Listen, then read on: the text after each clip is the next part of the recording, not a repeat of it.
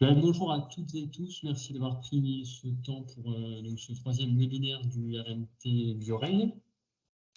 Donc aujourd'hui sur les méthodes moléculaires pour caractériser la biodiversité et étudier les régulations naturelles. Donc on accueille deux intervenants. Il y aura d'abord Benoît Penel, qui est en deuxième année de thèse au CBGP, donc au Centre de biologie pour la gestion des populations à côté de Montpellier, et qui nous présentera des travaux sur l'utilisation du barcoding, du métabarcoding, pour identifier les communautés de coléoptères agricoles, en association notamment avec des méthodes également morphologiques. Donc il nous présentera des aspects méthodaux, quelques résultats aussi s'appuyant sur les relevés des parcelles du réseau 500 ENI, que peut-être certains connaissent ici.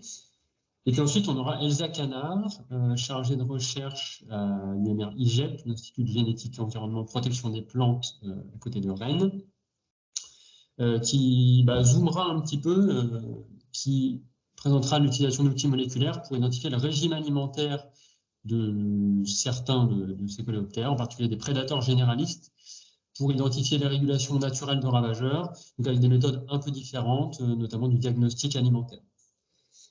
Donc à chaque fois, il y aura 15 minutes de présentation, 15 minutes de questions, et puis on aura une petite demi-heure à la fin pour des échanges un petit peu plus libres. Et donc je laisse la parole à Benoît Penel. Super, merci beaucoup. Bon, bonjour à tous. Je ne vais pas me représenter parce que je viens d'être présenté par Xavier, mais petite information supplémentaire. Donc, je suis en deuxième année de thèse au CBGP sous la direction de Christine Ménard, Julien Aran et Gaël Kergot. Et donc, aujourd'hui, je suis présent pour vous présenter un peu comment on peut utiliser les approches moléculaires pour identifier la biodiversité. Et plus particulièrement, moi, je me porte sur les coléoptères de bord de champ.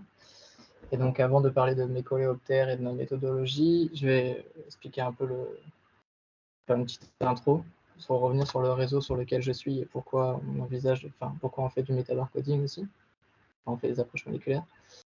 Donc, je travaille avec le réseau 500 ENI. C'est un réseau de parcelles agricoles qui a été mis en place en 2012 par le ministère de l'Agriculture suite au Grenelle de l'environnement et au plan Éco-Phyto. L'objectif est d'étudier les effets non intentionnels des pratiques agricoles sur la biodiversité de 4 groupes taxonomiques dans les bordures de champs. Donc les groupes taxonomiques considérés, c'est les oiseaux, les vers de terre, les plantes et les coléoptères.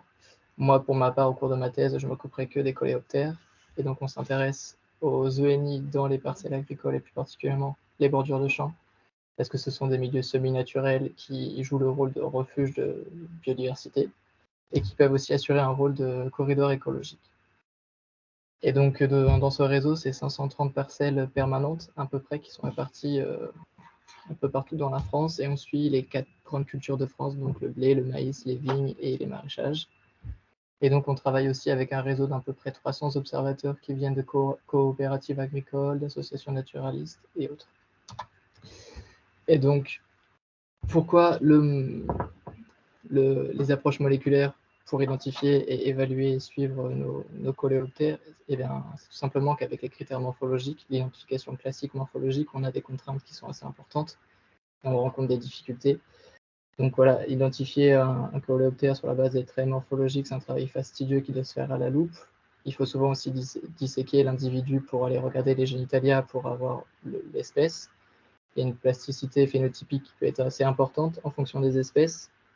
Il y a des critères d'identification qui vont être stade dépendants. On ne va pas regarder la même chose que ce soit un œuf, une larve, une nymphe ou l'imago. Et il y a aussi des critères qui sont différents en fonction du sexe. On pense notamment au lucarne cerf-volant. Là, il y a un gros dimorphisme sexuel. Il y a aussi certains critères morphologiques qui sont identiques entre espèces. Et puis, il y a le fameux obstacle taxonomique qui fait référence à la perte de connaissances et de personnes formées à la taxonomie pour identifier ces coléoptères. Et donc, l'une des solutions qui a été trouvée par le réseau 500 ENI, ça a été d'identifier ces coléoptères à partir de morphogroupes. Donc, à la place d'aller identifier ces coléoptères à l'espèce, on crée des groupes artificiels, entre guillemets, qui représentent les 14 grandes familles de coléoptères en France, sauf le 14e groupe, qui est une catégorie un peu pour tout, où il y a plusieurs familles. Mais le problème, c'est que les coléoptères, c'est une famille qui est hyper diverse. quand on parle de coléoptères, il faut savoir que c'est une espèce sur 4 d'insectes qui est finalement un coléoptère. Il y a 400 000 espèces décrites à ce jour dans le monde, 10 000 en France, mais on estime que la diversité des coléoptères, c'est au minimum 1 million d'espèces. Et ces coléoptères, ils assurent des services et des services écosystémiques divers et variés. On pense notamment à la prédation avec certaines coccinelles, la pollinisation, le recyclage de la matière organique. Et dans certains cas, certaines espèces, ça peut être des espèces ravageuses. On pense notamment à certaines espèces de curcus et de chrysomèles. Donc là, j'ai juste mis un petit exemple de rôle que peut avoir par exemple un bousier dans un environnement, enfin dans un écosystème et un système agricole. Il peut avoir une influence sur le recyclage de la matière organique, il peut jouer un rôle mineur, mais quand même de pollinisation, il va permettre la dispersion des graines, et donc plein de services écosystémiques rendus par ces organismes. Et finalement, en fait, la première stratégie du réseau 500NI de faire des morphogroupes, c'est une information qui est très grossière et donc des raccourcis écologiques énormes qui ne nous permettent pas forcément de faire des inférences très approfondies. Par exemple, si on prend le morphogroupe 11 qui correspond au chrysomèle, eh bien, en fait, dans ce groupe-là, il va y avoir autant des espèces pollinisatrices que des espèces ravageurs de culture. Et donc, finalement, avoir une information de 300 chrysomèles, qu'est-ce que ça veut dire? Est-ce qu'on a que des pollinisateurs, que des ravageurs? On ne sait pas, parce qu'on n'avait pas l'identification à l'espèce. On n'en savait pas plus, finalement. Et donc, une nouvelle stratégie commence à avoir le jour et à être mise en place grâce à ma thèse, c'est de faire une stratégie d'identification moléculaire.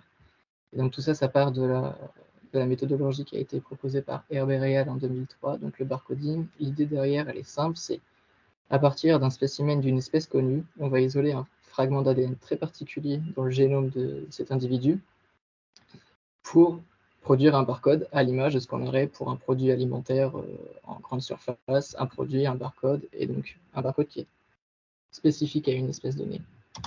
Suite à ça, il y a eu une extension du métabarcoding qui fait le chemin un peu inverse, c'est-à-dire que par exemple, à partir d'un échantillonnage qu'on a fait dans l'environnement, on va avoir plein de spécimens d'espèces inconnues, et cette fois-ci, on va récupérer leur ADN pour les confronter à une base de barcodes et ainsi obtenir l'espèce des spécimens d'identité inconnue.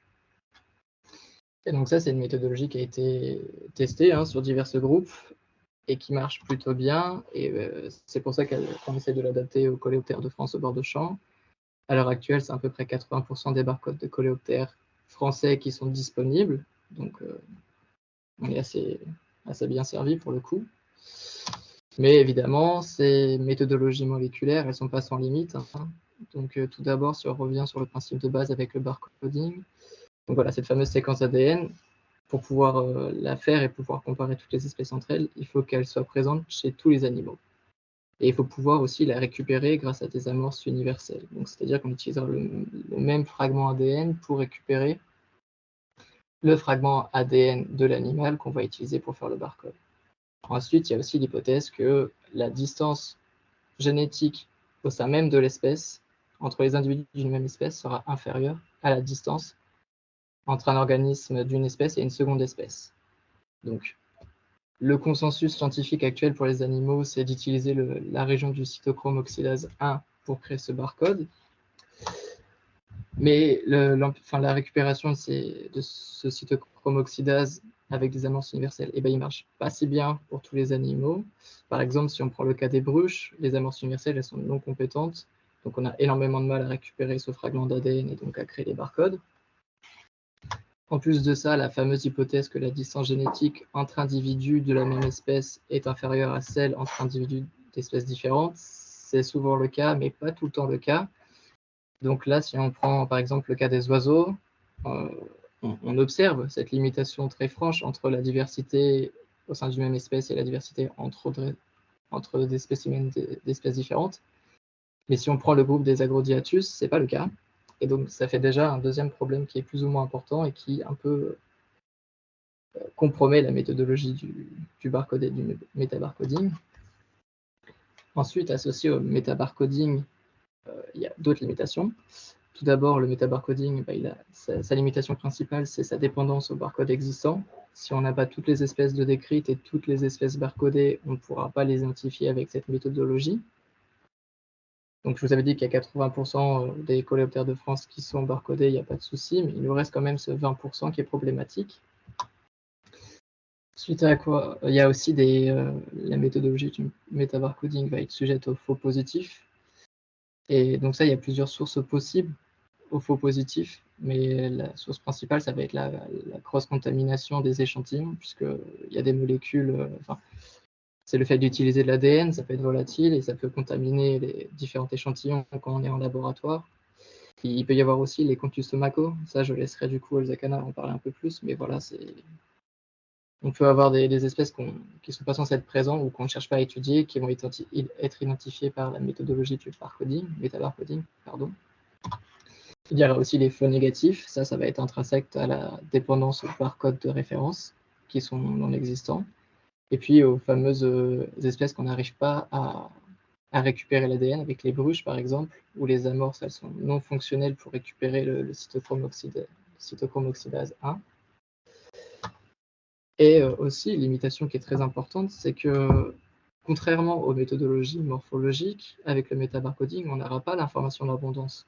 On va finalement juste avoir une info de présence. On saura qu'on aura une espèce à un endroit donné, mais on ne sait pas la quantité de cette espèce, le nombre d'individus dans l'environnement qu'on aura échantillonné. Et donc, au cours de ma thèse, ce qu'on essaie de développer, c'est une méthodologie hybride qui va allier le métabarcoding et la morphologie. Parce que ces deux méthodologies seules ont des limitations, mais quand on les prend ensemble, on voit qu'elles ont des limitations qui vont des bénéfices et des limitations en fait qui se chevauchent, qui se complètent. Voilà. Et donc, on essaie de mettre en place une méthodologie hybride pour pouvoir estimer des richesses spécifiques adéquates dans les communautés qu'on étudie, donc les communautés de coléoptères de bord de champ, pouvoir étudier le plus large spectre d'espèces possibles, tout cela de manière rapide, tout en récupérant l'information de l'abondance. Et donc, cette méthodologie hybride nous permettrait de rendre possible des suivis de la biodiversité à large échelle, de manière simple, efficace et rapide. Et donc, pour ce faire, on s'appuie sur le réseau 500NI. On a développé un protocole, donc 3 fois par an, sur chaque site du réseau 500NI, on va faire des relevés de communautés de coléoptères au filet fauchoir le long d'un transecte, de 2 transectes de 10 mètres. Suite à quoi, ces communautés récoltées et stockées en éthanol 97, ils vont arriver ici au CBGP. On va avoir une première phase de triage morphologique qui est réalisée par un expert taxonomiste. Là, à ce stade-là, on n'essaye pas de donner un nom d'espèce à chaque individu qu'on croise, on essaye juste de faire des morpho-espèces, donc des petits paquets d'espèces qu'on va aller après regarder un peu plus profondément avec le métabarcoding. Donc à partir de chacun de ces petits groupes d'espèces prédéfinis par l'expert taxonomiste, on va récupérer une patte ou un individu entier si l'individu est petit. On va extraire la séquence ADN qu'on veut, donc le cytochrome oxydase. Puis on va faire toute la procédure de laboratoire pour extraire l'ADN, l'amplifier. On va l'envoyer au séquençage pour récupérer les séquences ADN. S'ensuit un processus bioinformatique que moi je gère de mon côté. On pourra en parler un peu plus si vous voulez après, mais là je ne vais pas développer. Pour obtenir finalement une liste d'espèces. Et donc là, toute cette première partie du protocole que je vous présente, c'est la partie métabarcoding. C'est à ce moment-là qu'intervient l'approche moléculaire. Et une fois qu'on a eu cette liste d'espèces avec le métabarcoding, ce qu'on fait, c'est qu'on va comparer notre liste avec notre échantillon de base, avec le premier triage morphologique. Ce que j'ai oublié de préciser, c'est qu'il y a des photos qui sont numérisées et stockées dans des bases de données pour pouvoir après confronter les deux informations, et quand bien même on a aussi les communautés qui sont conservées en éthanol, donc on peut revenir dessus s'il y a le moindre problème. Et donc finalement, on va confronter les données bioinformatiques avec les données de pré-triage morphologique. Et là, l'illustration nous montre par exemple que l'espèce ligne noire, c'était une espèce qui n'était pas présente dans mon échantillon, mais qui avait été qui avait été identifiée par le processus bioinformatique. Donc ça, cette information finalement, elle est retirée par notre expert taxonomiste. Et on avait aussi l'espèce jaune en pointillé, qui était une espèce qui était présente dans l'échantillon, mais qui n'a pas été identifiée par le métabarcoding. Donc encore une fois, on va récupérer ce faux négatif Et aussi, grâce à ce triage, grâce à cette confrontation des deux types de données, on va pouvoir récupérer les informations d'abondance. Donc ça, c'est la méthodologie qu'on met en place ici. Et donc cette deuxième partie de confrontation des données, c'est la partie morphologique. Et donc c'est comme ça qu'on a réussi à mettre en lien la morphologie et le metabarcoding de manière assez simple et linéaire. Et donc en termes de résultats préliminaires pour tout ça, en un peu moins d'une année, on a réussi à échantillonner et à identifier 740 communautés de colotères à travers la France. D'ici la fin de l'année, on devrait être à 923 communautés échantillons. Donc là, on attend les nouveaux runs de séquençage, ce qui est quand même un assez beau jeu de données pour une année. Ça correspond à plus de 18 000 spécimens identifiés pour environ 500 espèces, avec des premiers graphiques ici de richesse spécifique maximale et moyenne en fonction des régions qui ont été prospectées actuellement. Ce qui est intéressant de noter aussi, c'est que cette méthodologie hybride, elle n'est pas plus longue finalement qu'une méthodologie de metabarcoding classique. Parce qu'en fait, on est à peu près à 40 minutes par échantillon, et ce temps, c'est le temps de trier les espèces, de récupérer une patte, extraire l'ADN, envoyer au séquençage, faire le traitement bioinformatique. Donc tout ça, c'est quelque chose qui n'est pas beaucoup plus lent que si on avait fait du metabarcoding seul. Et ça prend aussi en compte le triage et la confrontation. Pardon. Et tout ça pour un coût de 5 € par échantillon. Évidemment, tout ça, c'est en condition optimale. Donc voilà. Et finalement aussi, c'est grâce à cette méthodologie, on a pu aller un peu plus loin que ce qu'on pouvait faire avant avec les morphogroupes du réseau 500NI. Parce qu'on a pu acquérir des informations sur les traits fonctionnels associés à nos espèces. Donc ça, c'est quelque chose que je n'ai pas encore exploré, mais qu'on va explorer. Et grâce à ces nouvelles informations de traits fonctionnels de nos espèces, on peut aller explorer un peu les services écosystémiques assurés par les espèces qu'on a échantillonnées à travers notre réseau dans toute la France. Donc, et aussi, petite chose que je n'ai pas précisée, mais cette méthodologie, elle a un peu un cercle vertueux. Vous avez parlé de l'espèce jaune qui n'avait pas été repérée par le protocole de bioinformatique, donc par le metabarcoding. Finalement, nous, dans notre méthodologie, on arrive à isoler ces individus pour ensuite aller les récupérer dans l'alcool, pouvoir extraire la région spécifique du cytochrome oxydase pour créer finalement ce barcode qui nous a manqué à la première étape. Donc en fait, à chaque nouveau run de séquençage, on repère les espèces qui nous manquent, pour lesquelles on n'a pas de barcode, pour ensuite pouvoir les produire, les distribuer pour que le prochain run de séquençage identifie l'espèce qu'on n'avait pas pu identifier au premier run. Donc voilà, je vous remercie de votre attention. Si vous avez des questions, n'hésitez pas. Je peux revenir sur n'importe quel point. Merci Benoît pour cette présentation. Je vais donner la parole au fur et à mesure. Donc je vois qu'Elsa a déjà levé la main. Donc vas-y Elsa. Oui, alors merci Benoît. C'était très intéressant. Moi j'avais quelques questions. En fait, du coup, quand tu fais tes morphogroupes, comment tu limites le nombre de groupes? Parce qu'en fait, tu dis que ça prend pas beaucoup de temps, mais j'ai l'impression que ça peut vite quand même prendre du temps si tu veux regarder chaque individu, le mettre dans un groupe que tu sais pas, à combien tu t'arrêtes pour faire les groupes. J'imagine que c'est des questions que vous avez eues. Alors, on ne s'arrête pas forcément à un nombre défini de morphogroupes. Après, là, la photo que j'ai montrée, c'est que c'est un échantillonnage qui est très riche. Il y a une belle diversité. Certaines fois, c'est pas très compliqué. Il va y avoir 2 spécimens qui sont totalement différents, donc il n'y a pas de souci. Et moi, je suis pas expert taxonomiste, donc j'ai pas la compétence que Axel a pour faire ce triage, mais il essaye quand même de séparer au maximum. Et pour certaines fois, c'est pas forcément possible de distinguer 2 espèces entre elles parce qu'elles se ressemblent énormément rapidement. Donc j'ai dit qu'on prenait un individu ou une patte de chaque morphogroupe. En fait, dans les faits, on prend plusieurs individus et plusieurs pattes de différents spécimens pour justement éviter de créer un groupe artificiel et d'identifier qu'une seule espèce sur les 2 qui pourraient potentiellement être dedans. D'accord. Donc il y a un espèce de compromis entre je prends énormément de temps à regarder chaque critère morphologique et finalement je prends plusieurs pattes d'individus d'un même groupe. D'accord. Et j'en profite pour poser une deuxième question aussi parce que du coup, quand tu as tes 2 méthodes là, quand elles ne sont pas d'accord au final, comment tu tranches par la morphologie en fait, si j'ai bien compris. Ouais, c'est ça. Donc, quand les données elles concordent pas entre le pré-triage morphologique et le métabarcoding, il y a Axel, notre expert taxonomiste, du coup, qui s'occupe de ça, qui va regarder l'individu plus précisément, il va aller jusqu'à la dissection, et il va y avoir aussi, on va demander un avis à d'autres taxonomistes. Donc il y a 3 autres personnes compétentes au CBGP qui peuvent donner un deuxième avis, et dans le cas de certains groupes, on a des contacts dans d'autres laboratoires pour justement envoyer certains spécimens. D'accord. Ok. Et bien, juste très très rapidement, il n'y avait qu'un seul marqueur là, tu l'as pas dit, je crois. Oui, pardon. Marqueur, Nous, ok. pour le métabarcoding, on n'est que sur du cytochromoxydase. D'accord. Ok. Ben, merci beaucoup. Oui, Alain, une nouvelle Oui, question. j'enchaîne.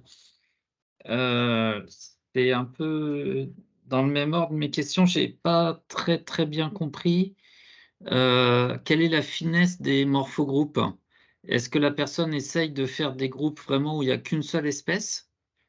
Et du coup, quand on fait la confrontation, on compte en fait simplement le nombre d'espèces d'un côté, le nombre d'espèces de l'autre. Comment est-ce qu'on sait qu'il y a une erreur en fait? Alors, on essaie de faire les morphogroupes jusqu'à l'espèce, le plus rapidement possible. Et il n'y a pas juste une question de... On regarde le nombre d'espèces identifiées d'un côté et de l'autre. Donc Axel, il arrive à... Il regarde chaque identification qui sont données par le métabarcoding, et lui, il a ses a priori sur les groupes. Là, j'arrive pas à zoomer, mais il marque des annotations sur le nombre d'espèces qu'il estime, par exemple, qu'il y ait de chryso ou de coccinelle. Donc lui, il a des a priori. Et quand les a priori qu'il a ne sont pas confortés par le métabarcoding, on revient sur l'individu. D'accord. On va le chercher dans le stock, et on le ressort de l'éthanol et on fait de la morphologie pure et dure.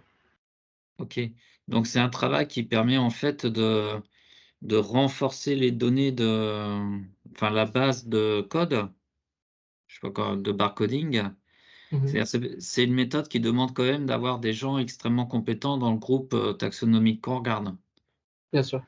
Oui. Donc, de manière générale, a priori, on peut avoir besoin d'un parataxonomiste pour faire le protocole général. Après, si on a des incertitudes sur certains spécimens, il y a besoin d'un expert taxonomiste. Et vu qu'on ne peut pas être expert de tous les coléoptères en même temps, parce qu'il y a déjà 10 000 espèces en France et bien plus, s'il y a besoin, on envoie ces spécimens aux spécialistes qui correspondent. Ok, merci. Merci Alain. J'aurais peut-être une dernière question sur le temps de manip et le tarif associé dont tu parlais, la 40 minutes par échantillon et 5 € par échantillon. Tu es au niveau du morphogroupe, du coup les 40 minutes et les 5, ou c'est par tube, mais ça me paraît pas beaucoup de ça. 40 minutes, c'est par communauté. Donc, c'est par... carrément. Ouais. Ouais, Et donc, ok. 40 minutes, ça comprend vraiment la phase de pré-triage, d'extraction d'ADN, d'amplification, après le processus bioinformatique et la comparaison des échantillons, enfin, des données morphologiques et bioinformatiques. Donc là, je vous montre un échantillon avec beaucoup de diversité. Donc évidemment, il y a des échantillons qui vont être plus longs que d'autres. Des fois, il y a des échantillons où on a 3 coccinelles, et bon, c'est 3 coccinelles et c'est rapide. D'accord. Alors oui, Jean-Michel Ricard ensuite. Oui, bonjour. Non, je me demandais du coup, un peu à terme, on peut imaginer se passer de l'identification taxonomique. Et en fait, ça serait à quel horizon? Bon, même si on n'a pas l'info d'abondance, mais justement, Alors, l'objectif, il n'est pas... comment vous estimez ça? Ouais. Non, c'est pas que ça, mais... l'objectif, il n'est pas de se dire, bon, demain, on n'a plus besoin des experts taxonomistes. En fait, c'est de mettre à profit les 2 outils qu'on a et de renforcer les 2 méthodologies, les 2 approches qu'on a à l'instant T. Et avec cette méthodologie, on essaie de remettre un peu la place du taxonomiste dans l'essor du métabarcoding, parce qu'il y a eu beaucoup ce fameux message de « Oh, le métabarcoding, c'est génial, on arrive à identifier toutes les espèces du monde facilement, rapidement ». Et donc, le taxonomist impediment, enfin, le problème de taxonomiste, c'est plus grave. On va réussir sans. Non, là, c'est de remettre la place du taxonomiste dans la méthodologie. Ok, merci. Benoît, ensuite. Merci Benoît du coup pour la présentation. C'est une petite remarque d'Alain qui m'a mis le doute. Est-ce qu'il y a un procédé de renforcement là, d'amélioration de l'apprentissage par l'ensemble de la procédure là pour le dire autrement, du coup, tu as ta librairie de barcode, donc tu considères qu'elle est vraie. Et est-ce qu'à un moment, tu as une forme de vérification, puisque tu repasses aussi par de la morphologie, de la qualité de cette librairie ou pas? Bien sûr. Ce que là, ce que j'ai pas précisé, c'est que à petit, nous, on constitue notre propre librairie de barcode. Donc le premier run de séquençage, il a été fait sur les séquences disponibles sur Bold et NCBI. Et il y a des erreurs qui sont présentes dans ces bases de données. Et ça, elles sont finalement assez facilement identifiables. Parce qu'il y a l'expert taxonomiste qui va me dire bon, bah là, il m'identifie telle espèce comme une espèce qui n'existe pas, parce que soit il y a une faute d'orthographe dans le nom, ou bref, c'est l'ancien nom. Donc en fait, il y a une phase de vérification, et chaque vérification qu'on fait, finalement, on les stocke à un endroit pour nous faire notre base de données, une librairie de barcode propre, nettoyée. Et au final, à la fin, ce sera sur ça qu'on fera tous nos runs de séquençage, parce qu'on aura récupéré les espèces qui nous manquaient et qu'on a identifiées avec notre procédure. On aura identifié les séquences, les barcodes qui correspondent à nos bêtes et qui sont propres. Donc ouais, il y a une phase de nettoyage. Et ça, du coup, après, ça peut être réutilisé sur des jeux de données complètement extérieurs à Bien sûr, bien sûr. 500 ENI, quoi. Bien sûr, oui, l'objectif est aussi après de relarguer cette base de données propre pour que ce soit utilisable par des tiers et par d'autres personnes voulant travailler sur les coléoptères de France. Merci Alain. Oui, Alain. C'était pour compléter la question de Jean-Michel. Je pense que ce qu'il voulait dire, c'est est-ce que un simple expérimentateur pourrait utiliser alors juste le côté barcoding pour avoir des identifications rapides et massives de collecte dans les champs pour un projet ou des choses comme ça? Bien sûr. Alors, j'ai pas développé le côté bioinformatique, mais moi, ce que j'essaie de faire, c'est vraiment de faire un pipeline le plus simple possible, qui soit diffusable et utilisable par tout le monde. Donc, il est encore en cours de finition, si je puis dire. Mais oui, à la fin, j'aimerais relarguer un outil qui soit simple à utiliser, où on a juste à donner les séquences brutes, et à la fin, on a nos données de métabarcoding. Mais du coup, il n'y aura pas la phase de confrontation à la morphologie. Ok. Et dernière petite question annexe, ce gros travail là sur les coléoptères, est-ce qu'il est fait aussi sur d'autres ordres d'insectes ou pas? Non, là, pour le coup, c'est que les coléoptères. Ok, merci. Oui, Elsa, et ce sera la dernière question de cette première partie. Oui, j'avais une nouvelle question. En fait, je me demandais, vu que là, vous faites quand même un travail assez conséquent pour regarder justement toutes les erreurs qu'il va y avoir sur les séquences coléoptères sur NCBI et compagnie, est-ce qu'il y a un moyen sur ces sites-là de signaler, en fait, ou de faire des warnings, ou je ne sais pas, une manière, en fait, d'écrire carrément pour dire que vous avez décelé des problèmes? Bien sûr. Alors, je sais qu'il est possible de faire des commentaires sur les séquences, que ce soit NCBI et Bold. Après, la prise en compte de ces commentaires pour que les séquences qui sont faussement assignées ou les fautes d'orthographe, etc., ça, je ne l'ai pas encore fait. Enfin, je n'ai pas encore vu de remarque qui aboutit à quoi que ce soit. Et je pourrais peut-être te répondre d'ici la fin de ma thèse, voir si ça sert à quelque chose. Mais des retours que j'ai eus, c'est que c'est quand même très difficile de faire évoluer ces bases de données internationales et de corriger les erreurs qu'elles présentent, quoi. Ouais. Oui, ce qui est un problème, hein, parce qu'on accumule les Oui. erreurs. Bien sûr. Ok, d'accord, merci. Merci Benoît. Et ben, maintenant, on va laisser la parole à Elsa. Ok, donc rebonjour à tous. Donc, je suis Elsa Canard, j'ai déjà été présentée, donc je vais pas la refaire. Je suis à l'IGEP à l'INRAE. Aujourd'hui, on m'a demandé de vous parler un petit peu du coup de la biologie moléculaire, mais cette fois comme un outil pour étudier la régulation naturelle. Donc, il va y avoir un peu de commun avec ce qu'a présenté Benoît avant, mais pas totalement. Donc, la régulation naturelle, c'est pas toujours facile à aborder parce que savoir qui mange quoi, c'est pas de la première évidence. Et notamment, alors, pour ce qui est des prédateurs spécialistes, c'est, on va dire, un cas assez simple parce que on arrive facilement à accéder à l'information. La coccinelle mange du puceron, bon voilà. Mais par contre, dès qu'on s'intéresse aux prédateurs généralistes, qui sont en fait quand même très nombreux, comme par exemple des carabes, on sait que certains vont en manger, peuvent en manger, mais peut-être n'en mangent pas. Et puis en plus, ils mangent d'autres choses, donc peut-être d'autres ravageurs, en quel cas ça nous intéresse, mais ils mangent aussi d'autres choses, donc des proies alternatives qui peuvent être des proies un peu neutres, ou même d'autres auxiliaires, comme là par exemple, il y a le ver de terre. Donc là, c'est un peu moins intéressant. Et puis même, ils peuvent aller jusqu'à se manger entre eux, ces prédateurs généralistes. C'est ce qu'on appelle la prédation intraguide. Donc par exemple, là, un carabe qui mangerait une araignée.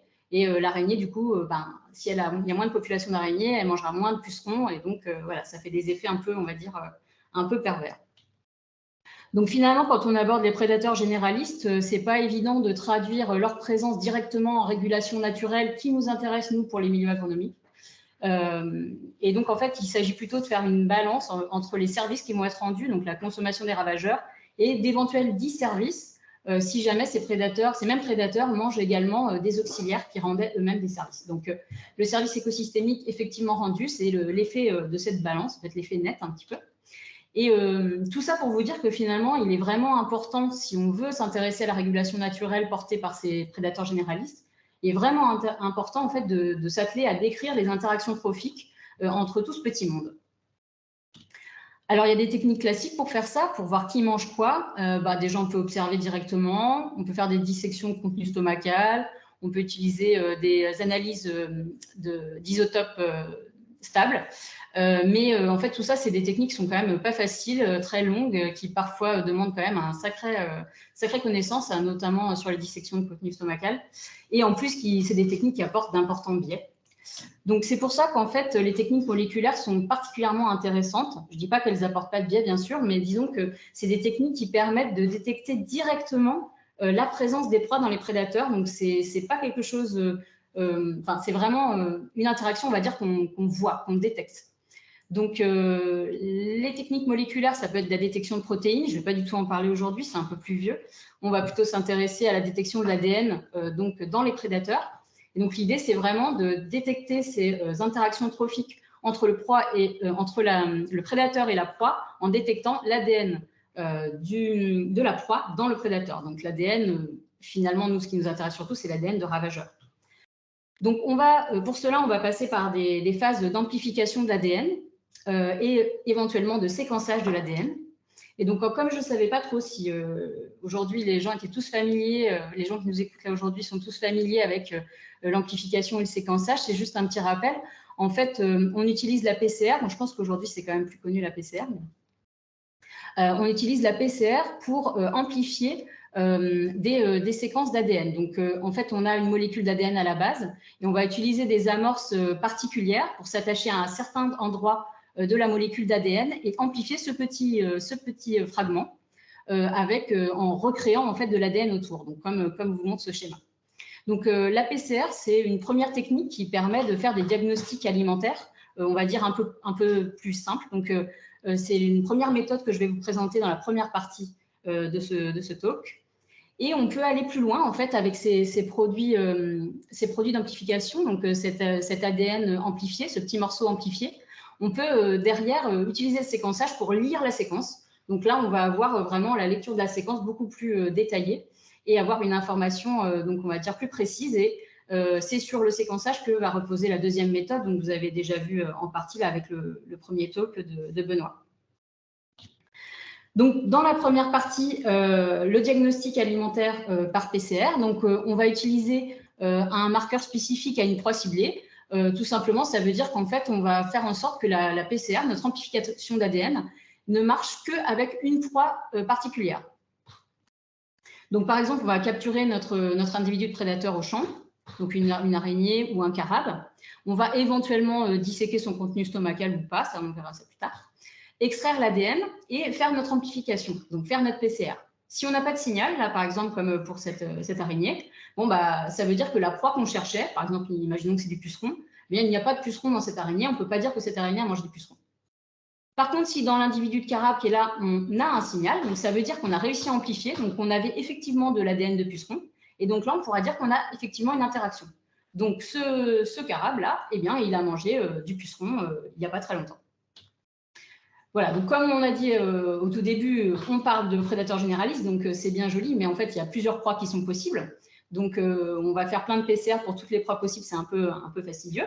Donc, ce qu'on peut faire, c'est organiser plusieurs PCR en multiplex, c'est-à-dire qu'on va mélanger plusieurs marqueurs spécifiques qui chacun vont marcher que sur certains ADN, en s'arrangeant pour que en fait, la séquence qui va être amplifiée à la fin a une taille différente pour chaque proie.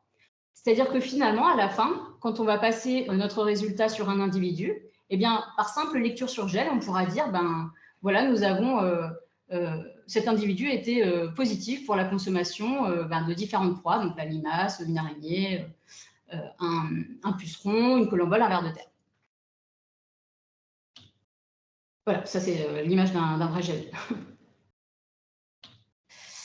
Donc, je vais vous présenter brièvement le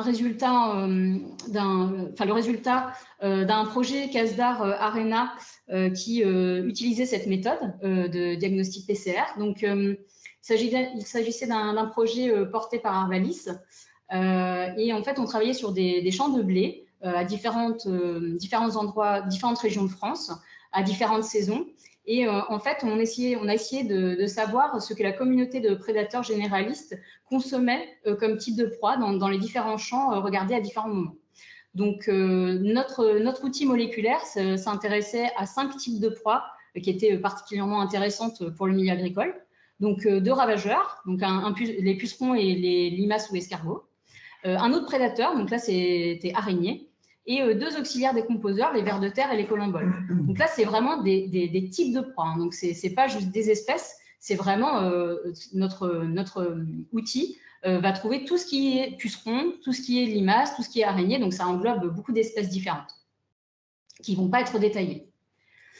Donc, on a capturé énormément de carabes dans tous ces endroits et on en a analysé un peu moins de 2000 avec 25 espèces de carabes en tout.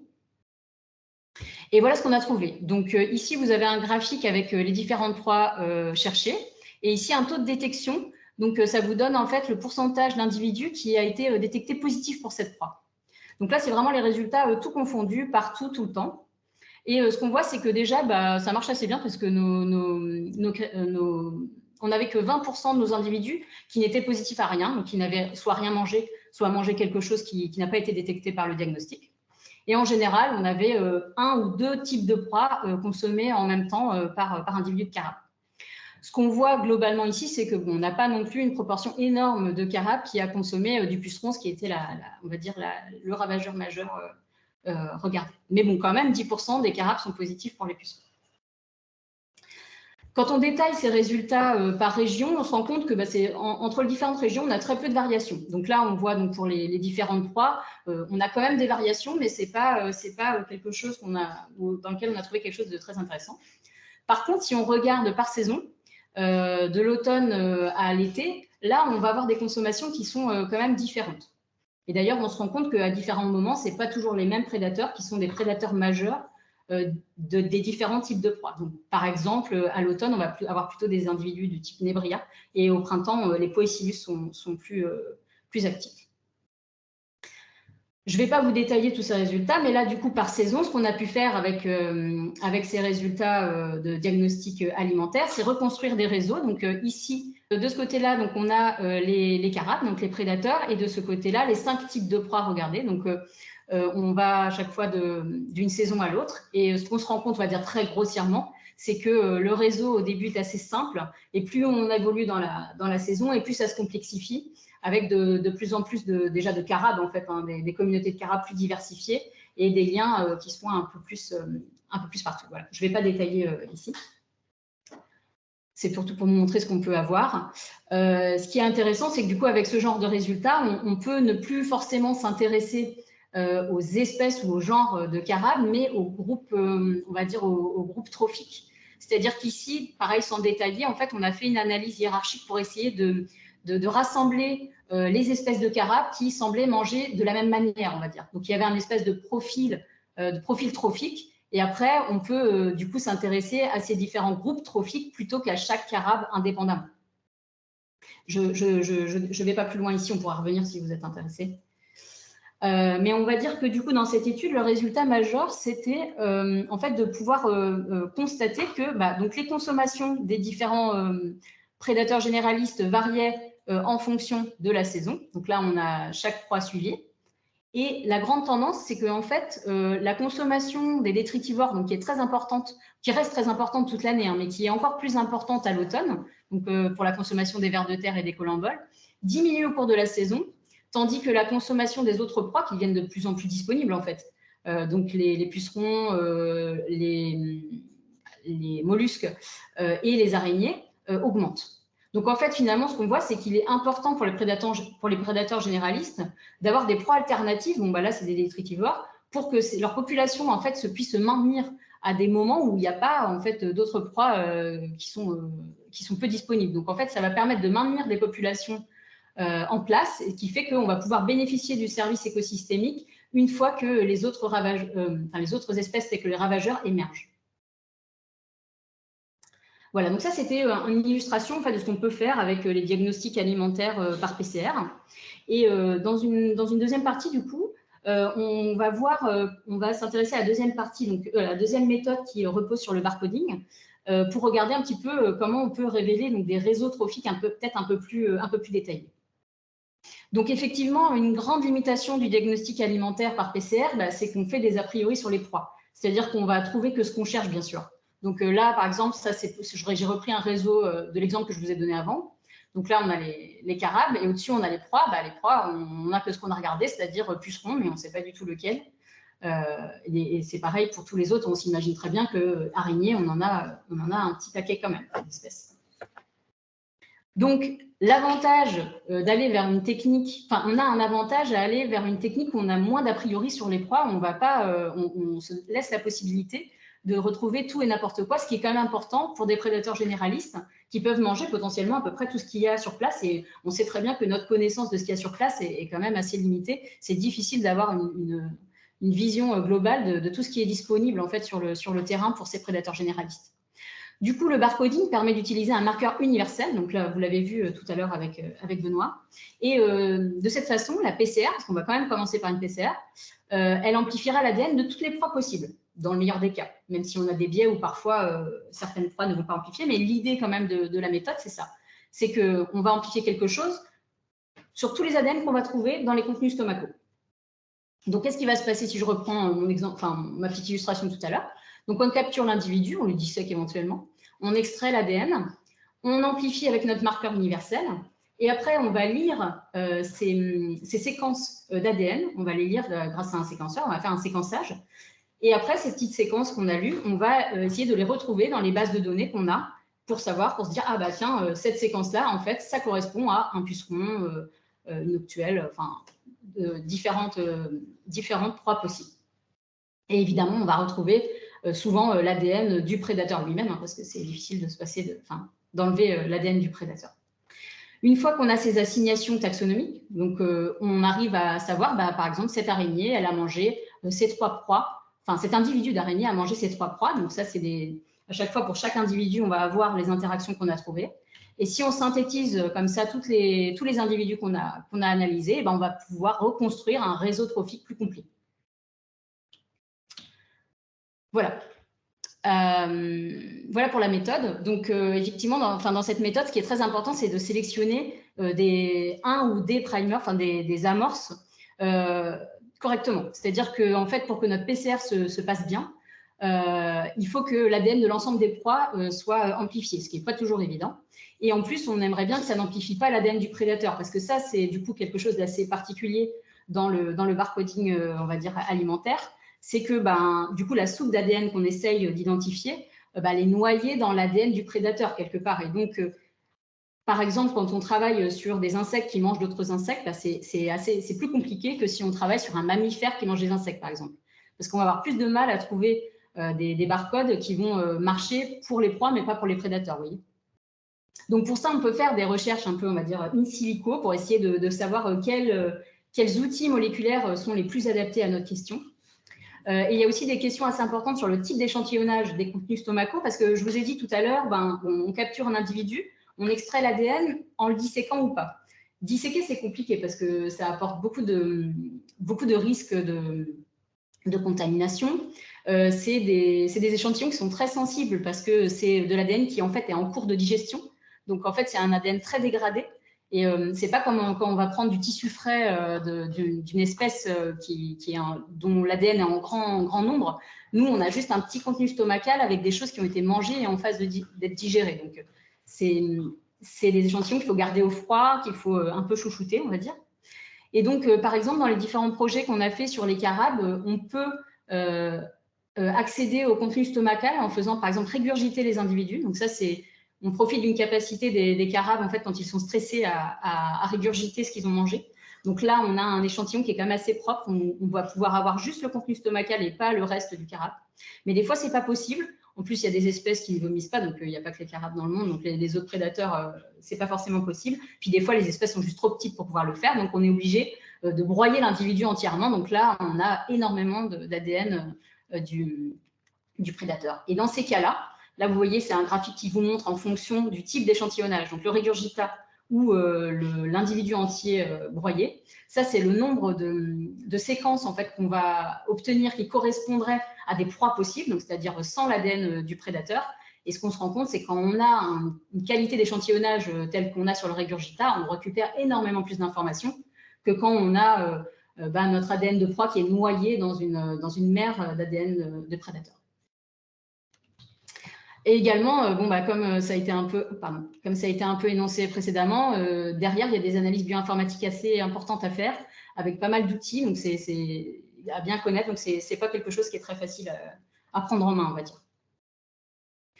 Donc là, je vous donne un très bref, parce que j'ai déjà bien mordu sur mon temps, un très bref aperçu de ce que ça peut donner, en fait, le métabarcoding sur la description d'un système agricole. Donc là, pour le projet Solutions, et donc ça, c'est un résultat qui a été acquis pendant la thèse de Stefania Kamenova. On s'est intéressé en fait au régime alimentaire des communautés de carabes dans deux types de cultures, donc le colza et le blé. Et ce qu'on voit ici, donc vous avez ici la communauté de prédateurs carabiques, et ici, pas très détaillé parce qu'il y a énormément d'espèces ici, mais on va dire grossièrement donné les proies qui ont été détectées. On a un réseau de ce type, donc avec des liens, des interactions faites entre les différents individus et les différentes proies. Et ce qu'on constate, c'est quand on regarde la même chose, mais dans des champs de blé, eh bien, les interactions ne sont pas tout à fait organisées de la même façon. Donc là, c'est pas facile à voir comme ça à l'œil, mais ce qu'on voit, c'est qu'en fait, du côté de la culture du colza, on a beaucoup plus de liens qui visent des plantes, et de l'autre côté, donc du côté du blé, on va avoir plus de liens qui visent de la consommation de coléoptères, d'autres coléoptères et de diptères. Voilà, donc en fait, ce qu'on voit ici, par exemple, c'est que les services de régulation entre adventices, donc qui vont toucher des plantes, et ravageurs, donc qui vont toucher plutôt des diptères, des coléoptères, vont être différents, oui, entre les deux types de cultures. Voilà. Donc, pour conclure, voilà, c'était deux grands types d'utilisation des outils moléculaires pour accéder aux informations trophiques. Bon, c'était très, très succinct, hein, il y aurait plein d'autres choses à dire, mais... et en fait, c'est important de dire qu'il y a encore beaucoup de challenges quand même, parce qu'il y a beaucoup de facteurs qui peuvent affecter les résultats, la qualité des outils qu'on va sélectionner, la qualité des échantillons, et qu'il y a en fait globalement beaucoup de diversité, ce qui apporte beaucoup de challenges, parce que c'est difficile de voir de connaître en fait le système très bien. Donc effectivement, là, on a vu avec Benoît, on peut avoir des taxonomistes qui ont une force de frappe quand même, et voilà, une connaissance qui permet d'accéder à certaines choses. Mais là, en tout cas, pour de la consommation, c'est assez difficile quand même. Et là, par exemple, c'est un autre réseau sur lequel on est en train de travailler en ce moment. Donc, toujours des carabes et des proies. Et là, on voit que quand on commence à donner le détail, là, c'est juste les familles de proies, bon, bah, voilà, il y a quand même beaucoup de choses à regarder. C'est pas toujours évident d'analyser ce genre de résultats. Et en fait, de toute façon, il y a beaucoup de variations naturelles aussi des systèmes trophiques. En fait, les réseaux trophiques sont dynamiques dans le temps, dans l'espace. Donc, il y a une variation naturelle, temporelle et spatiale qu'il faut réussir à capturer. Donc, ça, c'est pas facile. On va revenir au même endroit à un autre moment et ça aura changé. Donc, ça, c'est normal. Mais voilà, ça demande beaucoup de données, en fait, pour accéder à ce contenu-là. Et en plus, la quantification, elle est très difficile pour l'instant. Donc, on arrive à se dire, bon, tel prédateur peut manger telle proie. On l'a vu le manger des fois, on l'a vu le manger souvent, mais c'est difficile de dire, voilà, si on voit tel prédateur dans le champ, on sait qu'on va avoir tant de consommation de pucerons ou de ravageurs arriver à cette information. Donc ça, c'est quelque chose sur lequel on se penche en ce moment dans mon équipe.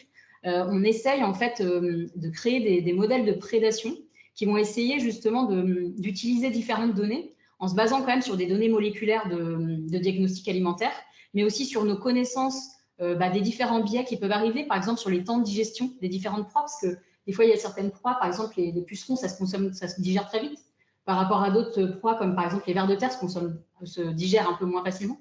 Donc ces connaissances-là, aussi des connaissances écologiques tout court, et aussi des connaissances sur la capacité de consommation des différentes espèces. Voilà, essayer de faire un modèle qui va prendre en compte toutes ces informations pour arriver au Saint Graal de la quantification de la réduction des ravageurs à partir d'une communauté de prédateurs.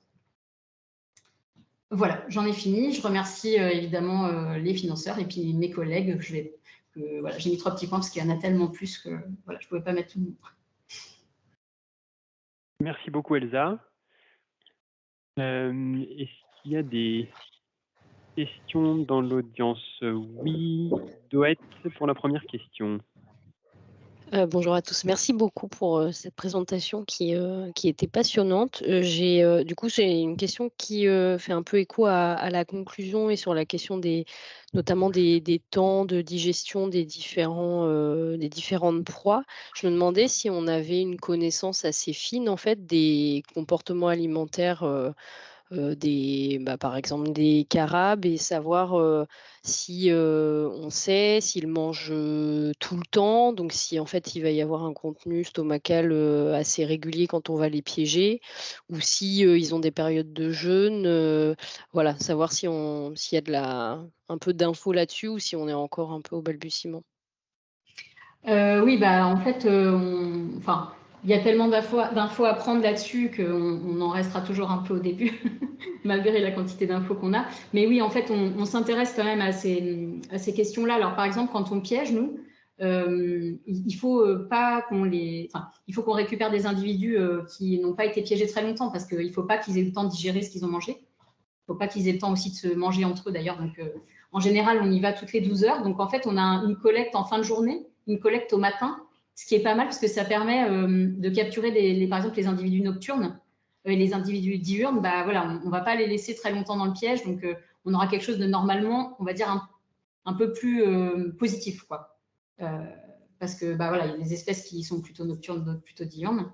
Et pour ce qui est des habitudes alimentaires, en fait, on fait des tests en labo, donc ce serait un peu exagéré de dire que c'est le vrai comportement alimentaire, mais bon, disons qu'on essaye de s'en approcher un peu en leur proposant différentes proies et en voyant en fait combien ils en consomment.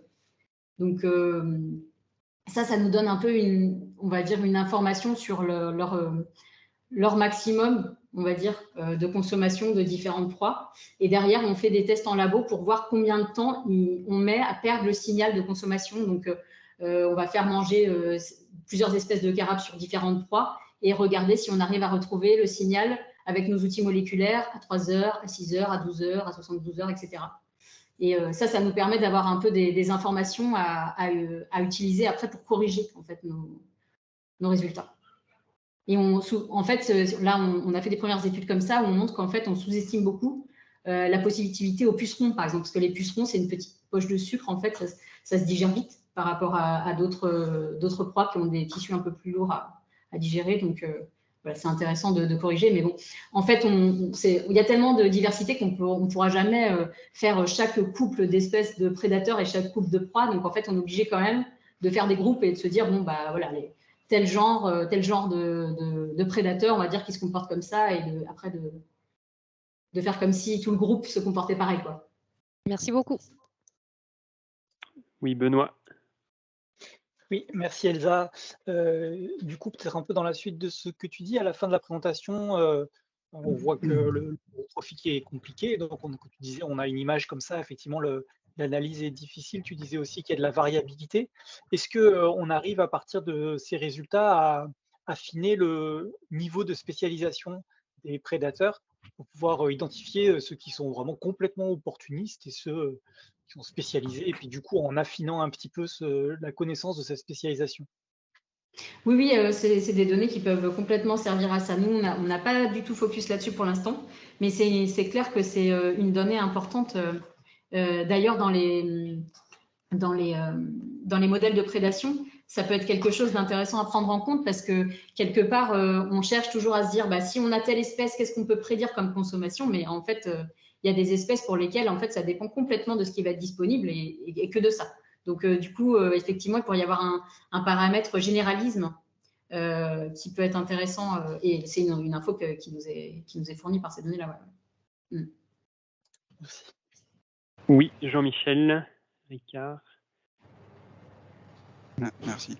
Non, je me demandais s'il y avait eu dans les derniers travaux là, que vous avez présentés, du coup, un peu des tentatives de lien entre justement cette variabilité de consommation, de régime ou de réseau trophique et les populations de ravageurs ou les niveaux de dégâts, pour voir un peu si c'était lié ou pas, et si on pouvait justement essayer d'expliquer une régulation naturelle ou agronomique par des variations de ces réseaux, de ces régimes.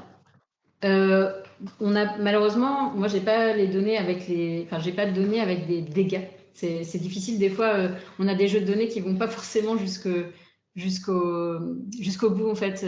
Et donc du coup, j'ai pas pu confronter. Et je pense que s'il y a un signal, il est pas forcément très fort. Enfin, je pense qu'il faut quand même beaucoup de données pour. Il y a beaucoup à faire en fait, il me semble, pour arriver jusqu'à prédire vraiment les dégâts. Mais bon, je pense que en fait, il y a quand même en ce moment. Je pense qu'on peut y arriver quand même en essayant justement, un peu comme ce qui a été fait dans la première présentation, de prendre conscience qu'en fait, il n'y a pas une méthode qui est la mieux, et essayer vraiment de mettre ensemble toutes nos connaissances à différents niveaux pour arriver à quelque chose où on puisse aussi mettre de l'expertise en fait, parce qu'il y a des choses qu'on sait et que voilà, on n'a pas forcément besoin de prouver par la biologie moléculaire. Donc c'est voilà, moi j'ai quand même bon espoir qu'on arrive à lier comme ça, à réussir à dire bon bah si j'ai tel type de communauté, je m'attends s'il y a la présence de tel ou tel ravageur à tel type de réduction. Ouais, je pense qu'on y arrivera, mais pour l'instant j'en ai pas. Bah, alors, j'ai peut-être une question également. Après, on pourra ouvrir plus généralement s'il y a des discussions globales autour de la biologie moléculaire et des régulations. Tu parlais de quantification à la fin. Est-ce qu'il y a dans les publics qui sortent actuellement des perspectives, des méthodes un peu nouvelles? Alors, j'ai en tête juste analyser la proportion d'individus d'une espèce donnée qui ont mangé une proie, qui donne un peu une idée de est-ce qu'ils consomment fréquemment ou est-ce que c'est une fois de temps en temps. Mais sur la quantification dans un individu, est-ce qu'il y a un peu des nouveautés où on reste beaucoup sur de la présence-absence? Je pense que, peut-être qu'il y a des choses qui sont sorties récemment que j'ai loupées, mais j'ai l'impression qu'on reste quand même un peu prudent par rapport à ça sur les consommations. Alors après, je sais qu'il y a des techniques de QPCR, des choses un peu plus précises au niveau quantification de l'ADN qui peuvent être utilisées pour se dire bon bah voilà, j'ai telle quantité de tissu plutôt possible, mais c'est quand même à prendre avec des pincettes. Et puis en plus pour nous, comme la finalité écologique, c'est plutôt de se demander combien ça réduit la population. Quelque part, des fois, la quantité mangée, ça ne va pas forcément représenter le nombre d'individus mangés. Donc, il y a aussi d'autres réflexions à avoir à ce niveau-là. Donc, donc, pour l'instant, je pense qu'on n'en est pas encore là quand même. Mais par contre, des fréquences d'individus, des fréquences de consommation, ça, on a sans problème. Ok. Et peut-être Benoît pour un complément ou une autre question, je ne sais pas. Oui, exactement, c'est pour compléter. Oui, il y a tout un pan de la science quand même qui essaye de donner des quantifications à l'utilisation du métabarcoding et de l'ADN pour donner par exemple des quantités d'individus qui auraient pu être mangés ou quoi que ce soit, et les conclusions, elles sont assez diverses. Il y a des gens qui vont donner des avis positifs en disant oui, on peut faire le lien entre la quantité d'ADN et le nombre de reads qui sort et le nombre d'individus qu'on a utilisé pour séquencer. Mais finalement, après, il y a une méta-analyse qui est sortie qui montre que non, en fait, la réponse n'est pas claire pour l'instant. On est toujours en cours de questions sur est-ce qu'on peut utiliser les approches moléculaires comme approche quantitative. En fait, il y a beaucoup trop de biais intrinsèques à l'utilisation d'ADN qui, pour l'instant, fait qu'on n'est pas capable de donner une quantité associée à un nombre de reads séquencés. Mais d'ailleurs, peut-être que j'y pense, il y a les méthodes qui ne passent pas par de l'amplification, qui sont sûrement très intéressantes par rapport à ça. C'est vrai que je n'y ai pas pensé. Mais parce que l'amplification, c'est souvent là aussi qu'il y a beaucoup de biais parce que les amorces marchent plus ou moins bien sur différentes espèces. Donc ça, on n'a pas trop de prise là-dessus. Mais par contre, les MinION et tous les systèmes en fait, de séquençage direct de la molécule, donc on séquence la molécule directement, donc ça donne des grands fragments. Ça, par contre, bon, c'est cher, c'est pas évident à utiliser, mais c'est vrai que ça commence quand même à émerger. Et là-dessus, on a quand même moins de problèmes de biais, même s'il y en a quand même. Hein. Mais, Benoît Ritchie. Oui, peut-être pour faire le lien avec les webinaires précédents, on a eu un premier webinaire sur les capteurs audio autour des caractérisations des chauves-souris, des oiseaux, le webinaire aussi sur la caractérisation des plantes par les images via PlanteNet notamment, et du coup, voilà, est-ce que, c'est vraiment une question ouverte, hein, est-ce que du coup, Benoît, Elsa, vous êtes impliqués dans des réflexions qui croisent ces différentes sources de données, quoi. Bon, on le voit, Benoît, vous, en plus, de ton côté, vous prenez les images carrément des regroupements, là, des morpho-espèces. On pourrait imaginer du coup une combinaison avec des algorithmes qui font de l'identification sur image. Voilà, c'est vraiment dans l'idée d'élargir. Oui, tout à fait. C'est une question que nous, mes encadrants se sont posés lors de la création du projet. Au cours de ma thèse, il n'y a pas eu pour ma thèse, il n'y aura pas de développement d'utilisation d'IA pour faire de la reconnaissance de photos, etc. Mais c'est une piste qu'on sait qui existe et qui serait la future approche à intégrer à la méthodologie qu'on est en train de produire pour vraiment utiliser le panel d'outils qu'il y a de disponible aujourd'hui pour faire les identifications.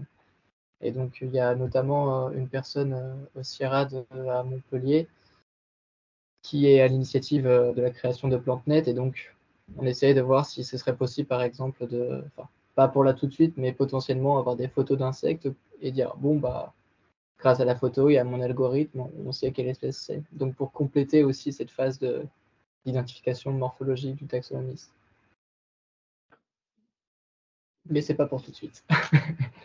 Oui, mais j'ai entendu parler d'un projet, justement, je crois, porté par le CBGP qui va commencer bientôt, là, où justement, un délivrable va être de développer un outil comme ça qui va permettre d'identifier, je crois que c'est des parasitoïdes, des hyménoptères parasitoïdes efficacement, sans avoir à avoir un taxonomiste sous la main. Donc, c'est le Graal, un peu. Surtout que en fait, pour l'alimentaire, on détruit nos échantillons. Donc en fait, c'est très compliqué d'identifier parce qu'on identifie sur matériel congelé et on a vraiment très peu de temps pour identifier parce qu'il ne faut surtout pas décongeler. Donc c'est pas toujours facile. Si on connaît bien notre système pour les carapes, ça se fait, mais c'est vrai que dès qu'on tombe dans des catégories d'insectes un petit peu moins faciles à identifier, Oui. J'avais une question, mais en fait, c'est si on a le temps, complémentaire pour Benoît, parce que en fait, je crois que dans ta présentation, sur ton effort d'échantillonnage, tu donnais un nombre d'échantillons qui était assez bas, finalement, 750.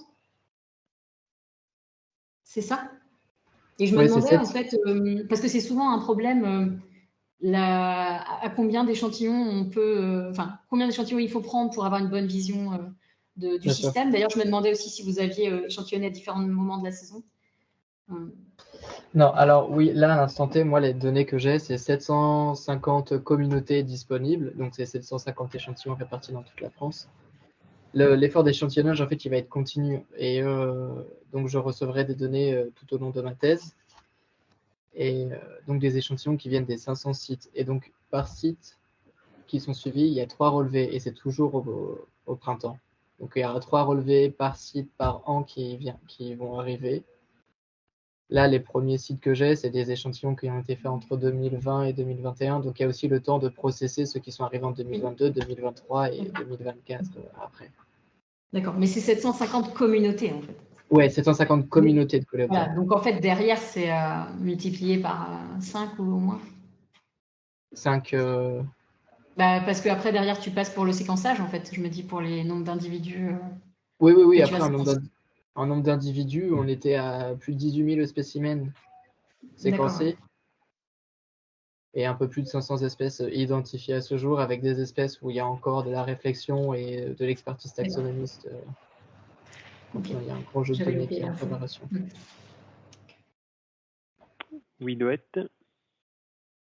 Oui, je me demandais combien, s'il y avait un nombre restreint ou au contraire assez important de laboratoires qui pouvaient traiter ce type d'échantillons. Est-ce que c'est des analyses qui sont assez routinières, entre guillemets, ou est-ce que ça demande vraiment un matériel spécifique, auquel cas vous le faites dans vos unités de recherche, mais ça ne se fait pas n'importe où en France?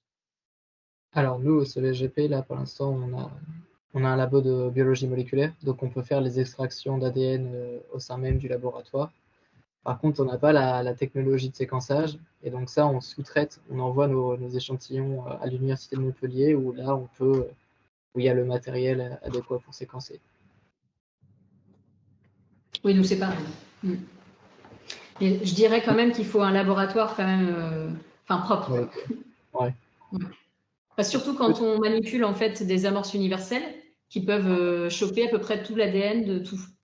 Donc, il faut que ce soit très propre et ça, c'est pas évident quand même d'avoir les conditions.